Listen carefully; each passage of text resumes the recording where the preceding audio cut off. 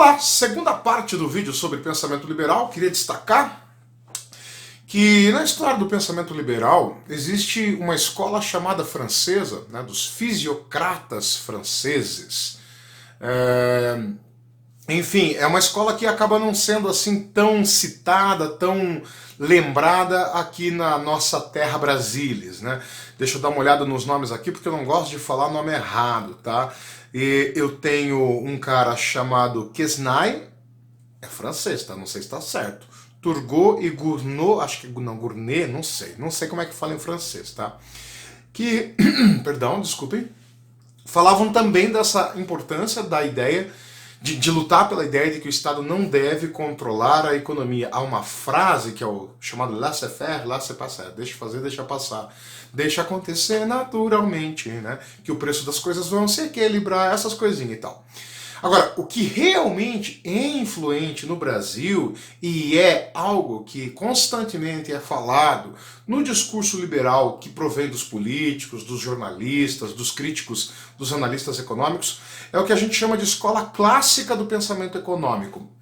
Só para constar, eu não sou formado em economia, mas tenho um interesse, uma queda pela área, tá? A economia tem três grandes eixos teóricos. Que inveja que eu tenho da economia, porque a história tem dezenas, talvez centenas de eixos teóricos. A economia tem três grandes escolas teóricas. Uma é a chamada escola clássica, o liberalismo clássico. Outra é a chamada de escola marxista, que é a crítica ao liberalismo clássico. E a outra é a chamada escola keynesiana, que é do século XX. Cada uma dessas tradições olham para a economia de um jeito muito peculiar. Para a gente entender isso, vamos pensar um pouquinho sobre a palavra economia. Economos é uma palavra de origem grega e remete à ideia de que é preciso administrar as coisas do ambiente, do eco, para o bem do nomos, a comunidade. Tá? Então vejam, controlar os recursos do ambiente para o bom desenvolvimento da comunidade.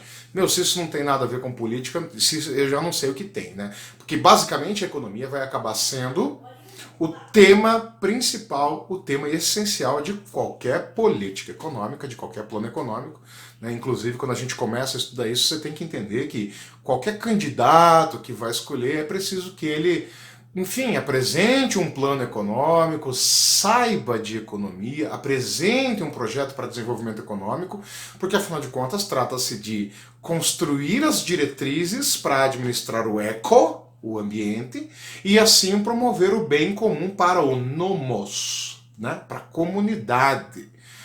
Se o sujeito não fala de economia, não entende de economia e atribui a ideia de economia a terceiros, existe um grande risco de não ser um sujeito bem preparado para administrar o eco-nomos. Né? É importante que o sujeito compreenda. Bom, tendo dito isso, também é necessário a gente entender como é que se dá a economia na nossa sociedade capitalista. Né? A gente tem uma sociedade que ela é móvel, né? Você tem mobilidade social, você pode ascender ou cair. Você entende que o poder econômico muitas vezes está por trás do poder político, e a nossa sociedade é o que a gente convencionou chamar de capitalismo industrial. Né? Independente da fase que nós estejamos, é o capitalismo industrial. Tranquilo isso? Né? O capitalismo industrial que depende de consumo. A gente não é que nem o Egito. Né? Não é que precisa ficar plantando muito trigo com uma quantidade absurda de mão de obra, o trigo ser controlado pelo Estado. A gente não é que nem Roma, que tem que fazer guerra para escravizar, para poder produzir comida. Né? A gente tem outros mecanismos, é importante lembrar disso.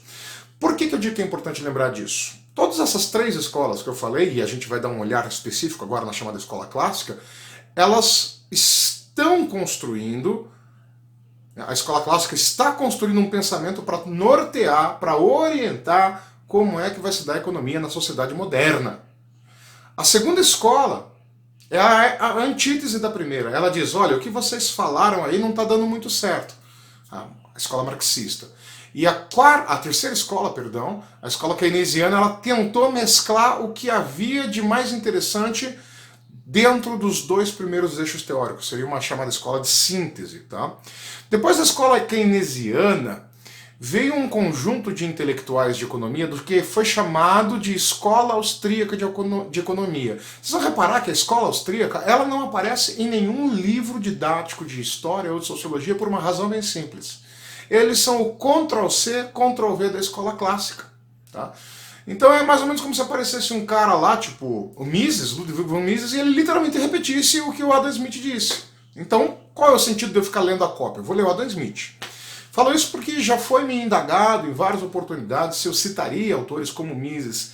E eu tive o prazer, ou talvez desprazer, de ler o Mises e percebi que os autores que o Mises citava como detentores de um conhecimento real e aplicável sobre economia eram todos os autores da escola clássica. As ideias centrais do Mises ela repetia a escola clássica.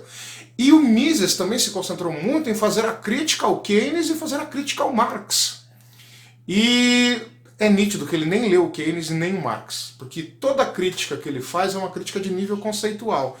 Não é uma crítica tipo, não gosto do Marx, vou falar mal. Não é isso. Né? Toda crítica é uma crítica que tenta entrar no mérito de discutir o conceito que o autor fundamentou e tentar desconstruir. O problema é que ele leu e se leu e entendeu errado. Ele vai dizer, por exemplo, que Marx não definiu o conceito de classe social. O que é um absurdo, porque o conceito de classe social é o ponto-chave de toda a teoria marxista. E aí, como é que você vai dizer assim, o Marx define o que é conceito de classe social? Aí um cara vem 100 anos depois e diz, não, o Marx não fez isso. O cara está negando a realidade. Então o Mises não tem absolutamente nada para acrescentar. Vamos à escola clássica? Então vamos lá. O primeiro dos nossos autores é o Adam Smith. O Adam Smith, se vocês observarem aquele cabelinho charmoso dele, né, vocês vão lembrar de um cereal que se come de manhã cedo. O Adam Smith é um puritano, desculpa, eu bati no pedestal. E para quem conhece a história do movimento puritano na Inglaterra, sabe que os puritanos surgiram dizendo o discurso do calvinismo, ou seja, o meu progresso econômico é a prova de que Deus me escolheu para entrar no paraíso. E a gente sabe que os puritanos brigaram com a igreja anglicana porque a igreja anglicana queria fazer uma outra interpretação dos textos bíblicos. Uma interpretação que remetesse à ideia de obediência. E então os puritanos defenderam a ideia de que a igreja tem que ser pura, não no sentido de castidade e tal. Outra velha, pura é sem interferência do Estado. Porque se o Estado tenta interferir na igreja, ele tenta interferir na salvação. Bingo, o que temos aí? A ideia de que se a salvação é ao se a salvação é acumular capital, e o Estado tenta controlar o meu acúmulo de capital, tenta controlar a economia, ele está me condenando ao inferno. E o Adam Smith é puritano. E é por isso que ele vem com essa ideia central dele de que a riqueza das nações se constrói a partir da liberdade econômica. Você deixa o sujeito livre para produzir, deixa a mão invisível do mercado, aquela mão que define o valor das coisas, o valor a partir da oferta e da procura.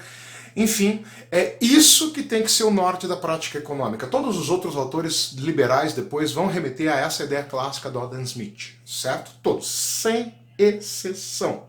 Para ele, o sujeito que está disposto a lucrar, ele vai fazer um esforço tremendo para conseguir lucrar o máximo possível, tá? E isso implica que esse sujeito também vai investir em tecnologia que possa baratear o preço do produto, porque afinal de contas esse cara quer conquistar o mercado, e para conquistar o mercado ele tem que fazer o melhor produto pelo melhor preço. Deixa o sujeito livre, não impõe regras a ele, que efetivamente ele vai lutar para isso, e se ele conquistar esse grau de ser o líder do mercado, é porque ele mereceu. Né? Aí vem o ápice dessa tese toda meritocrática, tá? Bem legal essa pira toda do Adam Smith. Eu não vou aqui fazer a crítica ao Adam Smith. Eu vou partir do princípio que eu acredito nele e estou falando que isso é pura verdade. Eu vou dar uma pausa nessa explicação porque o próximo vídeo, o terceiro, ele é sobre os outros dois teóricos do pensamento liberal.